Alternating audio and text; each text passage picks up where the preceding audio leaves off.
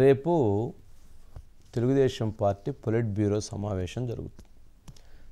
Polit bureau సమావేశంలో Telugu Desam party, Janasena party, బీజేపీకి చెందినటువంటి అంటే నామినేటెడ్ పోస్టులు ఎవరికి ఏమి ఇవ్వబోతున్నాము అనేటువంటిది అంటే ఫస్ట్ లిస్టు రేపు వాళ్ళతోటి మాట్లాడి ఒక క్లారిటీ ఇచ్చి ఎల్లుండు అంటే 9వ తారీఖు మంచి రోజు, ఆ రోజు వీటికి సంబంధించినటువంటి అనౌన్స్మెంట్ ఉండబోతుంది అనేది ఇప్పుడు బాగా చర్చ జరుగుతున్నటువంటి అంశం.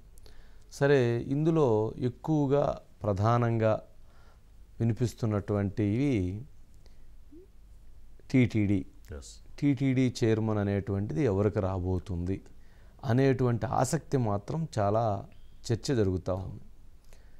టీటీడీ చైర్మన్ పదవి విషయంలో TV5 చైర్మన్ బిఆర్ నాయుడు గారి పేరు ప్రధానంగా వినిపిస్తుంది.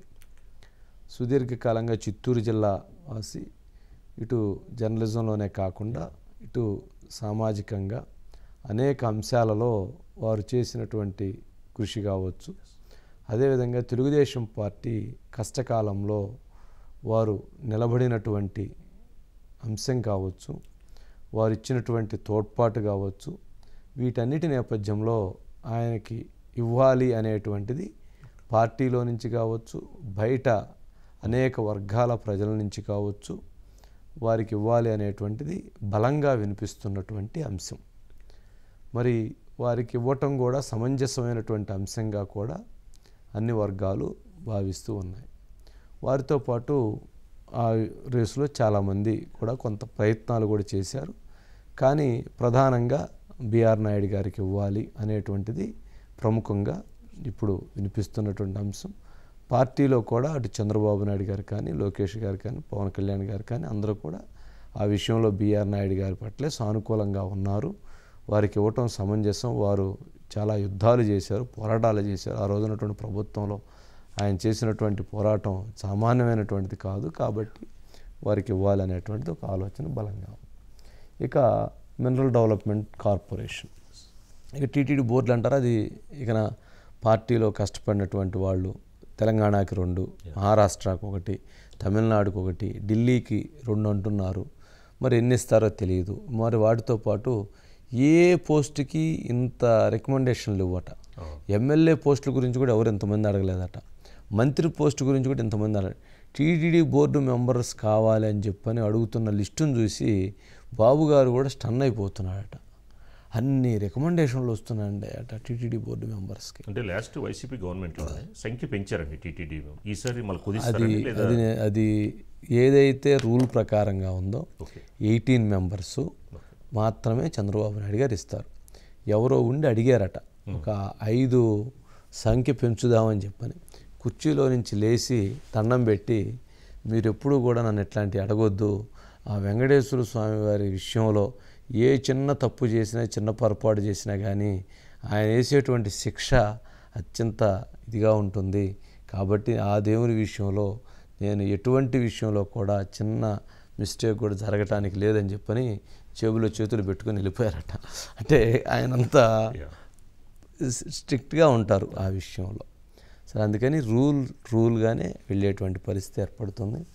ఇక వాటితో పాటు చాలామంది మెంబర్స్ సాధిస్తున్నారు. ఇక మినరల్ డెవలప్మెంట్ కార్పొరేషన్ కావచ్చు, ఏదైనా కానీ ఏపీఎస్ఆర్టీసీ చైర్మన్ కావచ్చు, చాలా ముఖ్యమైనటువంటివి దాదాపు 40 కార్పొరేషన్ల వరకు ఉన్నాయి.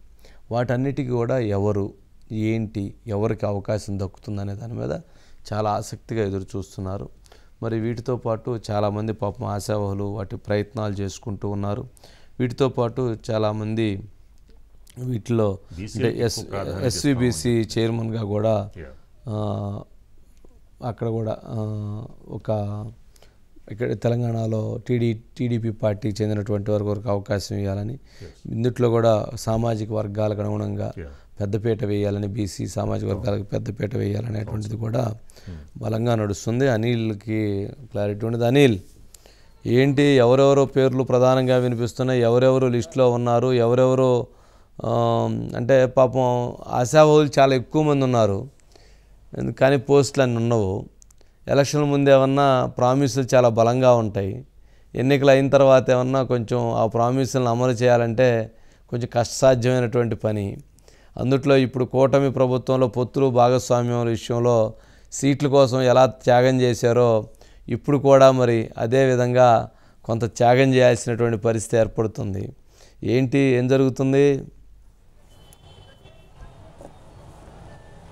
అంటే రేపు పొలిట్ బ్యూరో జరగబోతాం సార్. తెలుగుదేశం పార్టీ అధికారంలోకి వచ్చిన తర్వాత తొలిసారి జరుగుతున్న పొలిట్ బ్యూరో సమావేశం ఇది. ఈ సమావేశంలో కీలకంగా ఏదైతే పార్టీ కార్యకర్తలు పార్టీకి సంబంధించిన అంశాలపైన చర్చ ఉండే అవకాశం ఉంది. ఎందుకంటే పార్టీ ఇప్పుడు అధికారంలోకి వచ్చింది కాబట్టి ప్రభుత్వ పరంగా తీసుకున్న నిర్ణయాలు ఆటోమేటిక్గా జరుగుతూ ఉంటాయి.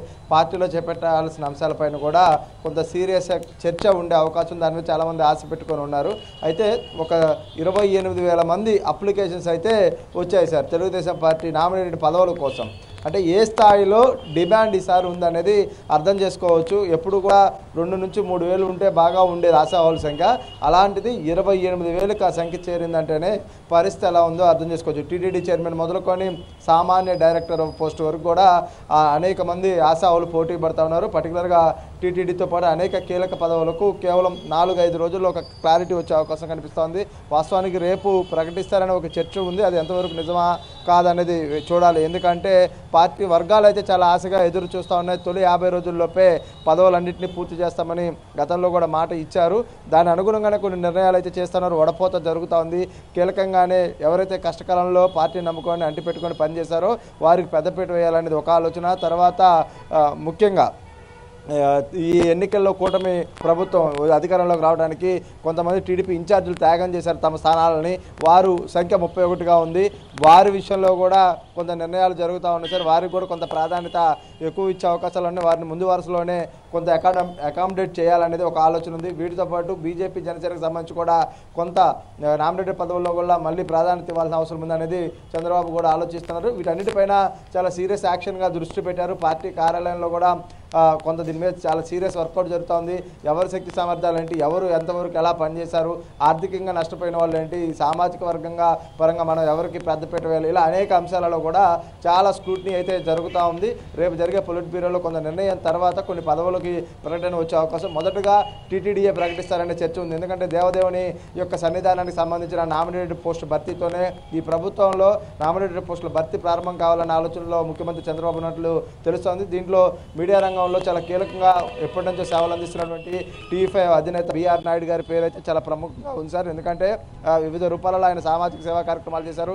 అదేవిధంగా సుదీర్ఘకాలం మీడియా రంగం ద్వారా ప్రజలకు అందుబాటులో సేవ చేస్తూ కూడా ముందుకు వెళ్తా ఉన్నారు. మీడియా రంగంలో కూడా తనకంటే ఒక గుర్తింపు స్థానాన్ని తెచ్చుకున్న వ్యక్తిగా ఉంది. ఉమ్మడి చిత్తూరు జిల్లా పరిధిలోకి ఆయన వస్తారు. ఈ అన్ని ఈక్వెషన్స్తో పాటు ఇతర అంశాలు కూడా కొంత పరిగణలోకి తీసుకొని దాదాపు బిఆర్ నాయుడు పేరును పరిశీలన చేసి అంటే ఆయన పేరు ప్రకటిస్తారనే చర్చ నడుస్తోంది. పార్టీలో అనేక మంది నేతల పేర్లు ప్రముఖంగా వినిపిస్తున్నప్పటికీ కూడా ఈయనైతే ప్రధాన వరుసలో అయితే బిఆర్ నాయుడు గారి పేరు మాత్రం ప్రముఖంగా ఉంది. ఆయనతో పాటు తెలుగుదేశం పార్టీలో ఇతర నేతల కొందరు పేర్లు కూడా ప్రముఖంగా సామాజిక స్థితిగతుల ఆధారంగా వినిపిస్తా ఉన్నాయి. అల్టిమేట్గా ముఖ్యమంత్రి దీని మీద నిర్ణయం చేయాల్సిన పరిస్థితి ఉంది కాబట్టి చంద్రబాబు ఎలా నిర్ణయం చేస్తారనేది అందరిలోనూ ఒక ఆసక్తిగా ఉంది సార్. అయితే తొలి నామినేటెడ్ పోస్టులు ఏదైతే టీటీడీ నుంచే ప్రారంభం అవుతుందనే చర్చ కూడా చాలా బలంగా వినిపిస్తూ ఉంది. లక్షల సంఖ్యలో ఆశావాహులు ఉన్నారు, వేల సంఖ్యలో కూడా కాదు. ఎందుకంటే ఈసారి 5 ఏళ్ళు పెద్ద పోరాటం చేసి అధికారాన్ని దక్కించుకున్నారు. సహజంగా మాకు ఒక స్థానం ఉండి మేము ప్రభుత్వంలో భాగస్వామ్యం అవ్వాలనే కోరిక వారిలో ఎక్కువ కనిపిస్తూ ఉంది. పదవులేమో నామినల్గానే మాత్రమే ఉన్నాయి. ఎందుకంటే కేవలం ఒక 2-3 వేల పదవుల కంటే మించి రాష్ట్ర వ్యాప్తంగా కూడా ఉండే అవకాశం లేదు. వీటి ద్వారా అకామిడేషన్ చేయడం అనేది కొంత కష్టతరమైనప్పటికీ సమర్థులకి పెద్ద ప్రాధాన్యత, లాయల్టీకి అగ్రతాంబూలం వేసే విధంగా టీడీపీ అధినాయకత్వం అయితే ఆలోచన చేస్తూ ఉంది సార్.